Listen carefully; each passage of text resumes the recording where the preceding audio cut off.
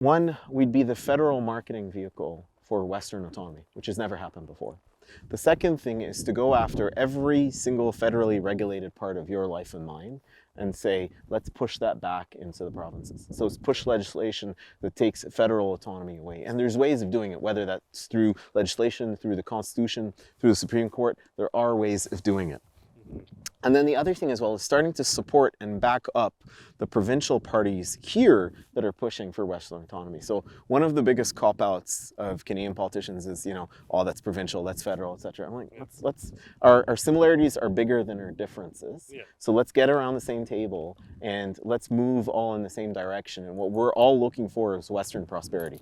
And if the rest of Canada, and especially metropolitan Eastern Canada, actively want to vote for socialism and moving towards what I think are unsustainable net zero goals, then they're welcome to. Like again, the whole point is this whole one policy fits all for Canada doesn't work anymore. Adam Sos here for Rebel News, and we figured we were long overdue for an update with Tariq Elnaga. Tariq is a candidate for the leadership of the Maverick Party. He was a candidate in the last election as well. He's also a bona fide cowboy with a heart for the West like nobody else, but he's got a little bit of an interesting backstory for those who aren't familiar. Could you just tell folks a little bit about where you're from and how you came to be an Albertan cowboy? Thanks, Adam, and welcome back to the ranch. So, the short story is I was born and raised in Dubai. I grew up there, had zero animal experience or any ranch experience, really. And I came here once on a visit to the Calgary Stampede. I fell in love with the Western way of life, and I thought, you know what, that's exactly what I'm going to do. So I quit my job, sold the house, sold the car, moved out here, started to learn how to ride, and then this happened. Clearly, you're a true Albertan, a heart for the West like nobody else. You've been a passionate sort of advocate and spokesperson on the frontier of sort of Western alienation, the lack of representation, the attack on our resources, all of that stuff. Can you maybe comment on that a little bit? Absolutely. So while this life is fairly new to me, I grew up in the heart of oil and gas country. And moving here, it was really obvious within kind of the first 10 minutes that Alberta doesn't get a fair deal, our resource sector doesn't get a fair deal. And here's a country we were given the third biggest oil reserves in the world, and we have a government that is desperate to lock it down, desperate to shut it down, and also put Canadians out of work. So when I could vote, when I did become a Canadian citizen, I was like, well, you know what, I'm going to vote for the Conservatives because I think that that's the party that's going to represent my views. Well, what happened? In 2015, 2019, and 2021, the elections were all called before the Manitoba border was crossed, really, from Ontario. So I thought, well, we need a voice, and we need an unbridled voice that's exclusively for Western Canada. Yeah. That's right. Now, you were also part of and participated and witnessed some of the trucker convoy heading out to Ottawa. To what extent did you see just sort of an affirmation of the extent to which there is a division between Ottawa and the rest of Canada? 100%. That's one of the inspirations as to why I was running, is I looked up at Parliament Hill, and I'd never been to Ottawa before.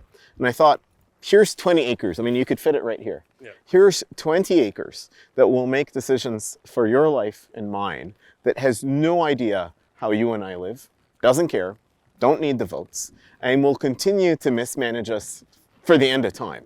So we need to find a different answer. So I looked at it and I said, why do we continue to allow ourselves to be managed by this building that will really never care about you and I? Yeah. It won't. So, and that's kind of when you became involved in politics beyond just voting for a party.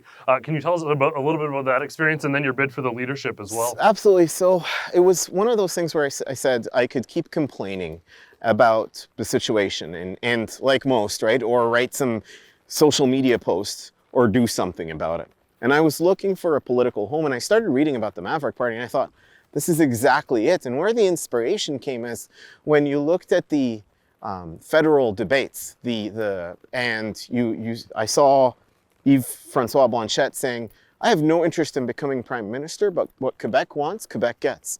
I thought, well, where's that person for Western Canada? Yeah. Where's that person that speaks exclusively for Western Canada and says, what the West wants, the West gets? And that was my inspiration. So I ran last year in this riding, in Banff Airdrie for the federal election for Maverick. And then when I came back from Ottawa, I thought, There's more that I could do, and hence why I put my name in for leadership. So it's interesting that you brought that up.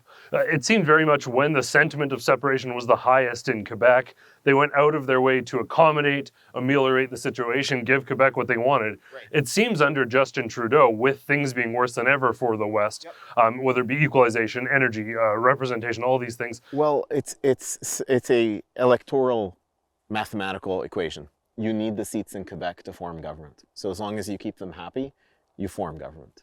The thing about it is Alberta and Saskatchewan together don't have the seats to form government. We have less seats put together than the GTA, let alone a province. So the thing is, as long as you look after Quebec, then they're happy. And they've been threatening separation for 30 years and have been getting what they want and what they want and then what they want. Mm-hmm. So when does the West ever get a voice? Like when? You know, is my question. Yeah. Well, is that you keep doing the same thing, expecting different results. Exactly. And then you can look at what other countries and provinces have done and they've gotten results. So why not emulate that? So how would the Maverick Party, with you as leader, bring that into play? How would you manage that? So a number of things. One, we'd be the federal marketing vehicle for Western autonomy, which has never happened before. The second thing is to go after every single federally regulated part of your life and mine and say, let's push that back into the provinces. So it's push legislation that takes federal autonomy away. And there's ways of doing it, whether that's through legislation, through the Constitution, through the Supreme Court. There are ways of doing it. And then the other thing as well is starting to support and back up the provincial parties here that are pushing for Western autonomy. So one of the biggest cop-outs of Canadian politicians is, you know, oh, that's provincial, that's federal, etc. I'm like, our similarities are bigger than our differences. Yeah. So let's get around the same table and let's move all in the same direction. And what we're all looking for is Western prosperity. And if the rest of Canada, and especially metropolitan and Eastern Canada, actively want to vote for socialism and moving towards what I think are unsustainable net zero goals, then they're welcome to. Like again, the whole point is this whole one policy fits all for Canada doesn't work anymore. We've got a very different value set, a different way of life, a different industry. Let's get our own policies. Yeah. Now, one of the other things I wanted to ask you, we're out here, obviously you're a genuine cowboy, we're on horseback. Do you feel like the Western way of life is fundamentally under attack in this country? Absolutely. So the funny thing is, I've heard this a pile of times, is, you know, the West isn't inclusive, we're all a bunch of, you know, they'll call us things, let's say that. But I have never felt more included than in the Western community. And if you look at the values of the West, which are grit, perseverance, hard work, community, we don't want handouts. But we're under this impression that we're always in a mind of asking. All we want is the government to get out of the way. So you're absolutely right. I would say that this way of life is viewed as archaic or antiquated or so on. But if you look at the values of it, they're actually very universal. And you could live them, I could live them, and we don't have to ride a horse to live them. Yeah. But you know, the values of hard work, grit, community, and respect, that applies to everybody. So what's next on the horizon? What's the campaign trail look like for you? So we have a number of events, mostly focused here around Alberta, a number of virtual events too. And then the next thing is the leadership votes on the 14th. So it's not far away. So we've got another 24 hours to sell memberships here. Hey, we've got another 24 hours to sell memberships, and then we're all done. Awesome. Well, Tarek, I want to thank you so much for this update. Thanks, really Adam. Appreciate it. Thanks for letting me hop on one of your horses. You betcha, sir. And let's go for a ride. Absolutely. Let's do it. Yeah, you betcha. Head that way. Yeah. Hey, it may be a little late to get it in time, but still get your orders in for Mother's Day. We've got some incredible Rebel mom gear, Rebel hoodies, all that good stuff for grandma even. Don't just go to the gas station, get flowers, chocolates last minute. Get something that requires some thought. The nice thing is if you need something for mom and grandma, the code MOM25 gets you buy one, 25% off your second item there. So go to rebelnewsstore.com, pick something up now, get your order in as soon as possible.